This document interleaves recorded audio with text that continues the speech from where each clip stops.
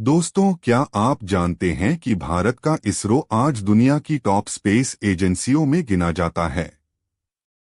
जी हाँ, वही इसरो जिसने कभी बैलगाड़ी पर रॉकेट ढोया था, आज नासा और ईएसए को भी टक्कर दे रहा है।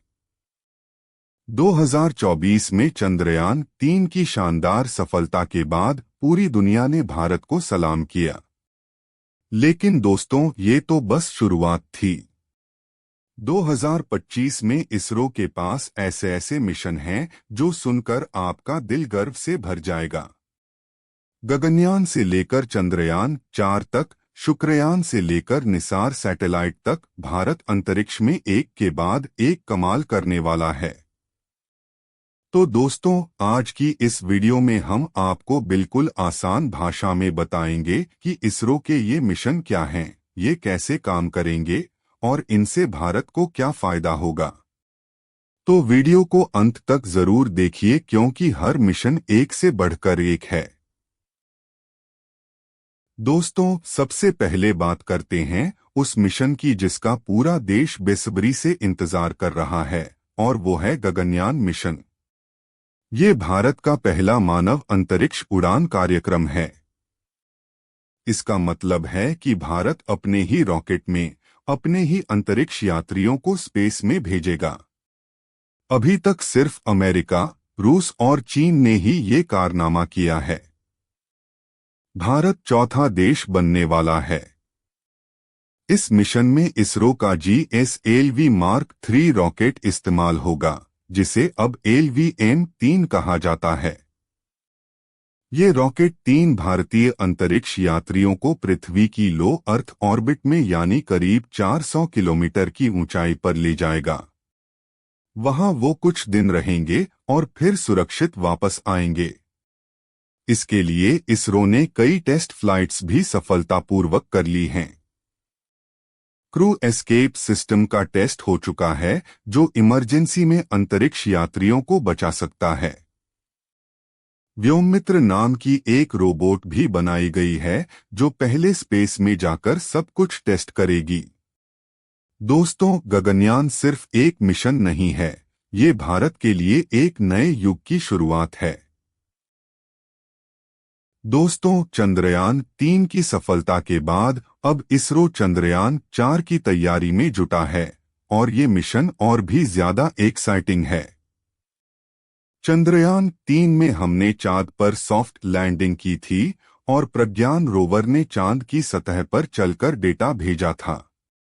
लेकिन चंद्रयान-4 में प्लान है कि चांद की मिट्टी और पत्थर के सैंपल्स को वापस धरती पर लाया जाएगा। इसे सैंपल रिटर्न मिशन कहते हैं। सोचिए, चांद से मिट्टी उठाकर वापस लाना कितना मुश्किल काम है। इसके लिए रॉकेट को चांद पर उतरना होगा, सैंपल कलेक्ट करने होंगे, फिर चांद की सतह से दोबारा उड़ान भरनी होगी और फिर वापस पृथ्वी तक आना होगा। अभी तक ये काम सिर्फ अमेरिका, रूस और चीन ने किया है। अगर भारत ये कर लेता है तो हम चौथे देश बन जाएंगे जिसने चांद से सैंपल वापस लाया है। इसरो के चेयरमैन ने बताया है कि इस मिशन की तैयारी तेजी से चल रही है। इससे हमें चांद की मिट्टी में मौजूद मिनरल्स और पानी के बारे में बहुत कुछ पता चलेगा, जो भविष्य में चांद पर बेस बनाने में काम आ सकता है।